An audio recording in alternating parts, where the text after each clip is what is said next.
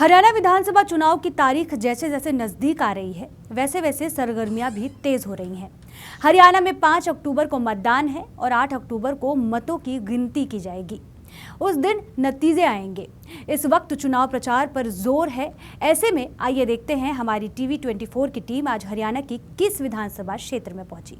नमस्कार। हरियाणा विधानसभा चुनाव में लगातार हर प्रत्याशी अपने जो मतदाता हैं उन तक पहुंचने का प्रयास में जुटा हुआ है। ऐसे में आज हम पहुंचे हैं जो फरीदाबाद की एक कॉन्स्टिट्यूंसी है, विधानसभा क्षेत्र बड़खल। जी हाँ, जहां पे चौधरी पूर्व मंत्री चौधरी महेंद्र प्रताप के सुपुत्र विजय प्रताप इस बार चुनाव मैदान में कांग्रेस का झंडा बुलंद किए हुए हैं। सो जानते हैं, बातचीत करते हैं सर, किस विजन को लेके इस बार हम चुनाव मैदान में उतरे हैं। सर नमस्कार। नमस्कार, धन्यवाद भाई साहब। जी सर।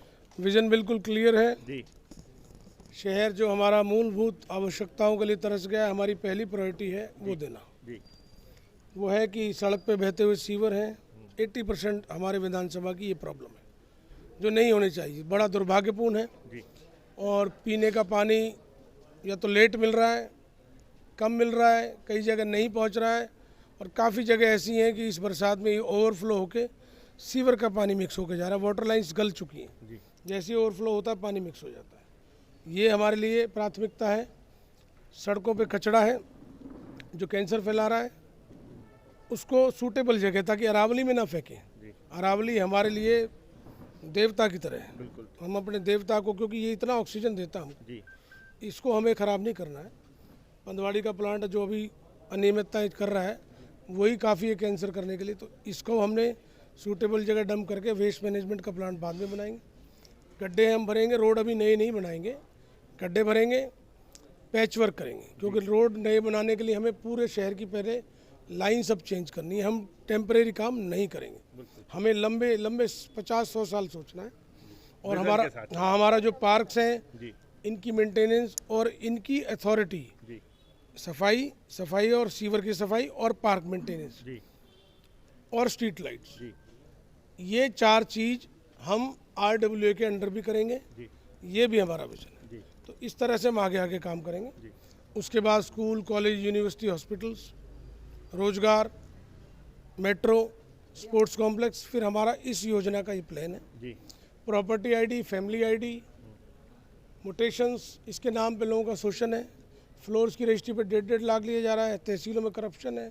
उन तहसीलों में करप्शन है जो जहाँ 2-3-4 करोड़ रोज इकट्ठे होते हैं, और आप रजिस्ट्री कराने चले जाइए, आज ही चले जाओ, चलो वहाँ टॉयलेट की, आज तो खैर बंद है, मंडे जाइए आप, टॉयलेट की भी जगह नहीं है। तो ये सब अव्यवस्थाएं फैला रखी हैं।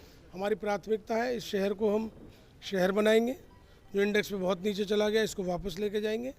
बड़कल को हमें नंबर 1 बनाना और फरीदाबाद को वापस नंबर 1। जी।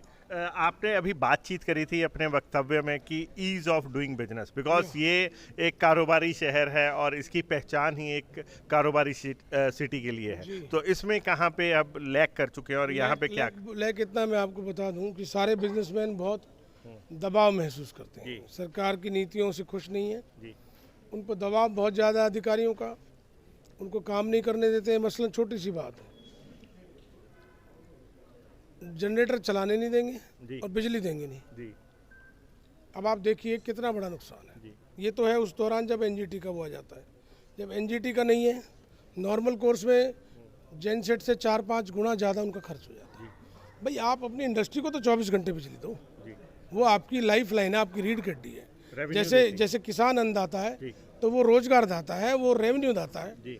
आप पहले हम बाहर जाते हैं विदेश में कि भाई आप आइए हमारे यहाँ बिजनेस कीजिए, मतलब, और जो घर की बच्चियाँ हैं, हमारी यहाँ की इंडस्ट्री है तो हमारी घर की बच्चियाँ हैं, तो घर की बच्चियाँ भूखी मर रही हैं, गौशालाओं को जिमाने जा रहे हैं। आप इनको ईज दो, वो इन्होंने नहीं दिया।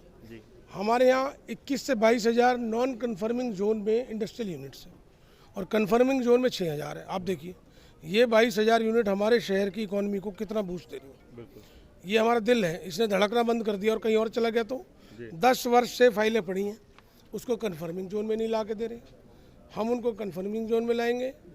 जो यूनिट्स नहीं हो पाएंगी, जहाँ रास्ते छोटे हैं, उनको हम वैकल्पिक व्यवस्था देंगे। तो ईज ऑफ बिजनेस हमें देना है, क्योंकि अगर बिजनेस हम नहीं देंगे तो हमारा शहर ग्रो नहीं। पर अभी भी जो रेवेन्यू की दृष्टिकोण से देखा जाए तो फरीदाबाद जो है हरियाणा का दूसरा बड़ा शहर है, जीएसटी में फिर भी नंबर यहाँ पे मूलभूत सुविधाओं की कमी है। मैं ये तो कह रहा हूँ, ये जो हमारी लीडरशिप है जी ये बहुत स्वार्थी हो गई है यहाँ पर। और हरियाणा में चीफ मिनिस्टर खट्टर थे, वो विजनलेस आदमी थे।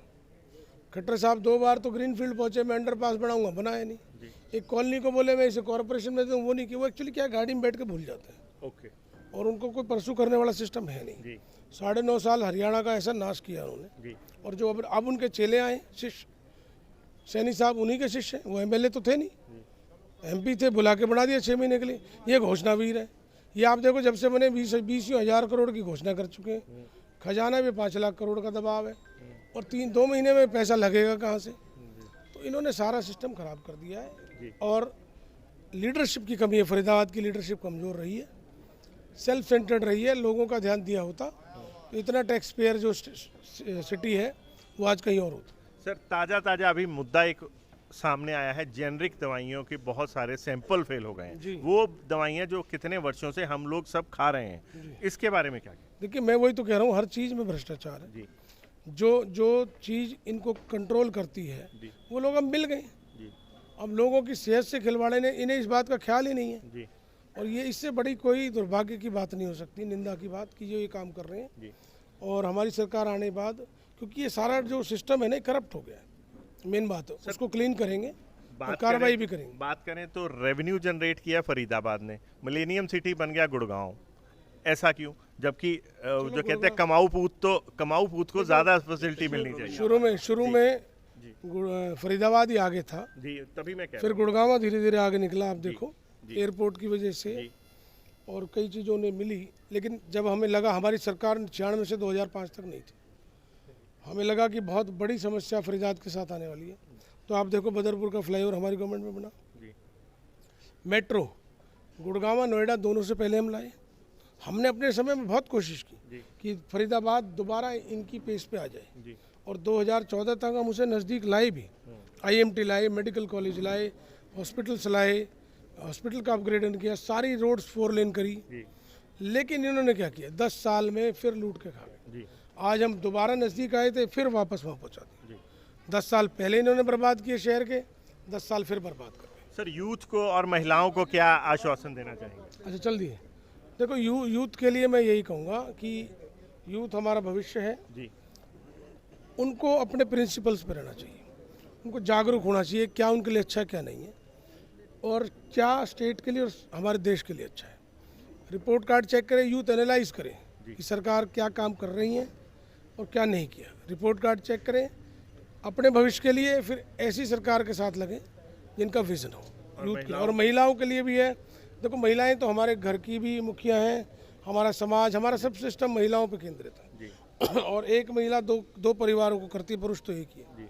तो उनका तो मेरा यही है, उनसे प्रार्थना है कि आप भी जरूर पर पिछले 10 संस्कार, बच्चों को संस्कार, महिलाएं ही सुरक्षित नहीं हाँ, है, बच्चों को संस्कार और सही दिशा दें। और सही दिशा तब मिलेगी जब हम सही लोगों के साथ बैठेंगे, सही लोगों को चुनेंगे। मुझे मालूम है हरियाणा में महिलाओं के प्रति बहुत दिक्कत रही है, लेकिन हमारी सरकार बनते ही आप चेंज देखेंगे। सर, अंत में पब्लिक से, मतदाता से क्या अपील करेंगे? मैं अपील करूंगा, 10 वर्ष बीजेपी को दे दिए। नंबर 1 होता था हमारा इलाका, आज सबसे निचले पायदान पे है। बेरोजगारी बहुत ज़्यादा है, भ्रष्टाचार बहुत ज़्यादा है। बेसिक चीज़ों के लिए तरस गए हम, बेसिक चीज़ों के लिए। तो प्लीज़ एक मौका अब हमें कांग्रेस को दीजिए, हम वापस शहर को पुराना गौरव लौटाएंगे।